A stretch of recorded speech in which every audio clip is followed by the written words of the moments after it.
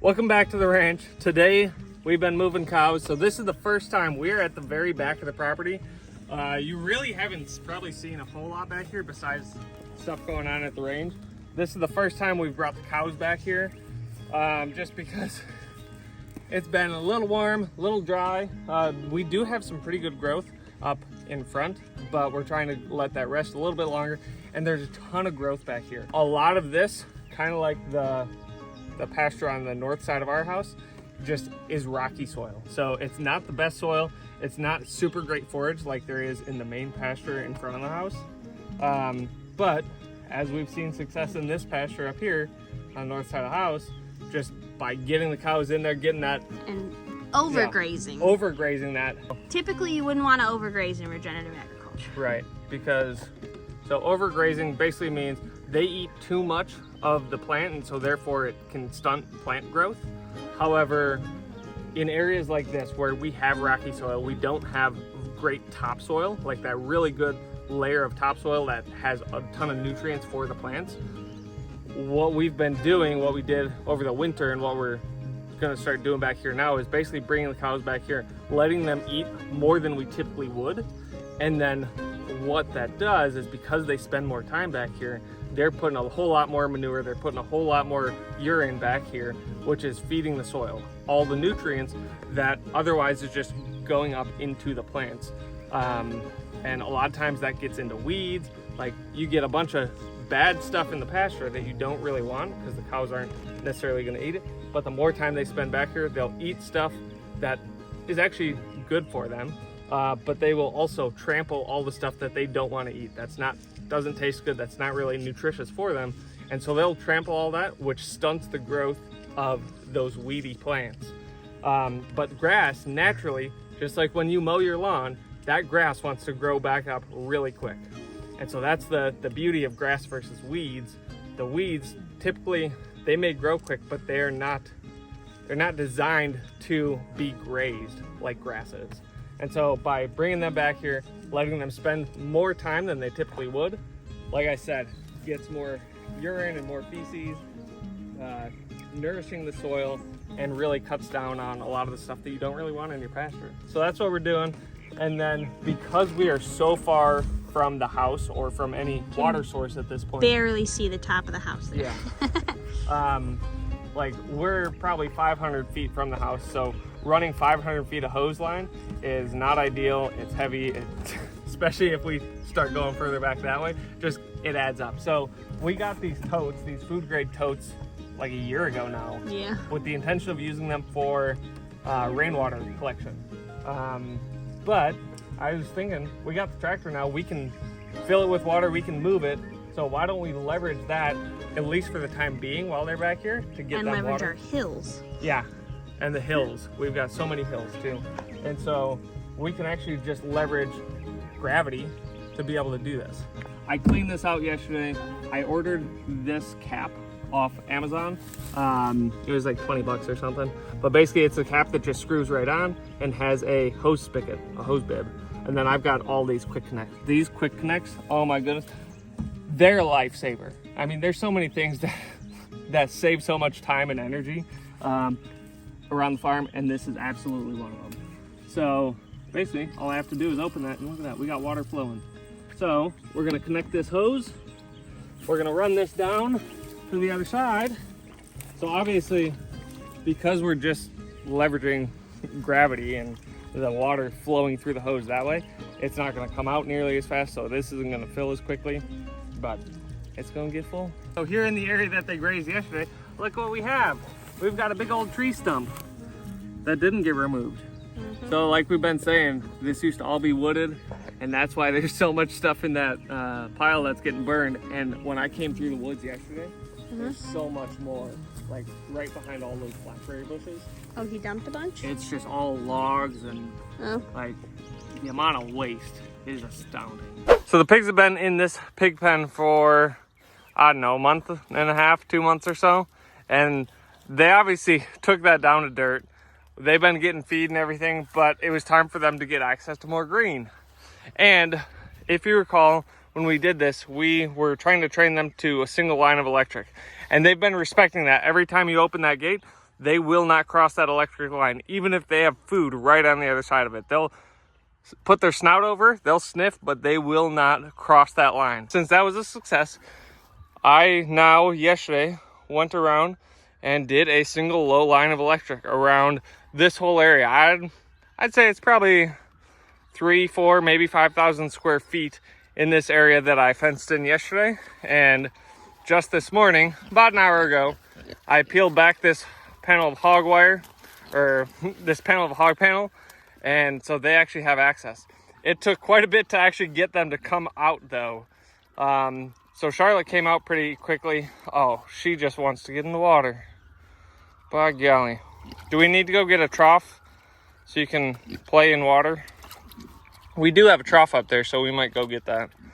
So you can see it goes here all the way. There's a third T-post back there, and then it goes up the hill and back over to the top of that. So, man, it's kind of trippy with this fish eye. Let's come back to the woods, because in the woods it is getting to be so lush, which is why I've been really antsy to get the dogs back here, to get the pigs back here. I may even at some point bring the cows back here for a day, just because there is so much. I smell Look at this. And I gotta come through with the tractor and re-clear this path, but man, you smell honeysuckle? Yes. Look at this beautiful grass. Oh my goodness. Ooh, look at this pretty flower. That's pretty. Yeah. That looks kind of like a magnolia or something, doesn't it? Yeah. I came and I did. Got the box blade on the back. Went through, came through once, pushed it back, came through a second time, and I'm about to go backwards again. Up here, you can see the ruts that it's starting to make. It is, it's a bit wet, too much further up there, so I'm not gonna really go that way right now because I don't want to get stuck again. But at least clearing this path here, and yeah, it's going well. And I've got the forks lifted like way up because there were some branches that were hitting the canopy here, and so I figured, I could just throw the forks up and that'll pull back any tall branches. Like this won't really get caught or broken just because it's so little. But it definitely broke a couple of the bigger ones that were in the way.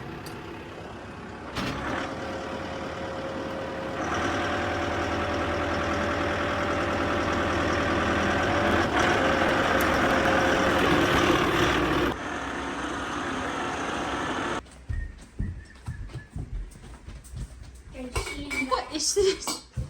What are you doing? How much milk we got?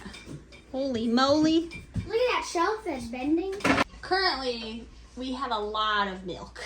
8.5 gallons this morning. Yeah, so this week alone, I think we started 10 new customers, I want to say, about. We're like 3 to 4 new customers a day, so actually a little more than that. We have sold a lot more. Essie came back into milk, and she is at 11 gallons, and so we were only currently selling 8 gallons a day. Originally, when we only had 1 cow in milk, we went down to 4 gallons a day until Essie calved, so for like 3 weeks or something, and then we went up to 12.5 gallons a day that we're now selling. Wow. Wait a second. That milk is not separated because we had to use 2 jars or 2 jugs or it wouldn't have fit. And it'd be really heavy. What do you mean? Oh. The 2 jugs, so it's separate. You mean, yeah, we're Sadie's milk milking is in one Sadie and and Essie separate because we only have an 8-gallon jug, and we sometimes get more than 8 gallons in a milk. 8.5. If we were selling 2 gallons a day, then only 2 people would be able to get milk. Because there's only 2 gallons. A lot of people take 2 gallons. A lot of people take more than 2 gallons. 2, 3, or 4 people. 4 could, but if there were 4, each of them could get 1/2. So there'd only if there were 2, each of them could get something. 4 jars. But there's 12.5 gallons going out a day, so how many jars is that? Oh no, I can't mention that. You can do it. There's 12.5 gallons going out a day. So how many jars is that when they're half-gallon jars? 25. Yep, correct. So the girls joined me, and we're gonna go walk through the woods and see what we did. So I pushed a bunch of excess back there. And look at this. Now we've got a nice clean path. You saw it earlier. A lot of green. I mean, you can still see quite a bit of green in here, but it's definitely a more clear path now than it was. Do you like horses in here? This is what chickens are like. Oh, sorry, Rev. Horses in here. What's up? Oh, your thing. Yeah, it's broke. That's right. Yep, chickens would enjoy coming back here. That's why we gotta get them back here. So I dropped a load right here. A bunch of stuff that was stuck. But you can see, came all the way through here. No, I got stuck way up there. But you can already start to feel how much wetter it is back here. So I didn't want to come back and do too much back here for fear of getting stuck. You need help getting up? You okay? You got it, Rev? Here, you hold this. We just went all the way through the woods. Can we go back through the woods? We can walk up and around. I want to go back through the woods. Go back through the woods? Yeah, that was fun. I zoomed in on the cows. Cows! Hi, Essie. Let's go over there and see how they're doing. Oh my goodness, yeah, you were like way zoomed in. Step over. So it is Tuesday night, and I had training at the fire department tonight. Came home, got to milk the cows, and as soon as I was going to get the cows, rain just started downpouring. So I am like completely soaked, and you can see it's raining pretty good out there. But cows got to get milked. Rain, snow, sleet, or shine, they got to get milked to stay healthy, to prevent mastitis, different things like that. And so that's what we're doing. We're milking. Now, if you recall, that tire wall that we're building, that is to raise the ground level, to level that out, to be able to build like a covered milking station. So eventually, when we get that done, that is going to allow us to be out of the rain in instances like this. But like I said, regardless, tonight, as it is right now, I don't have any covered area to be milking, so we are milking out in the rain. So I got to go check on Sadie, get Essie cleaned, and yeah, we'll get this done. Hopefully it goes hopefully it goes pretty quick tonight, and they're easy to get back to the pasture. Sometimes they're a little reluctant going back, but I think tonight they'll probably be pretty excited. So. Your sunlit face feels like a handful of silk now. I'm in your warm embrace.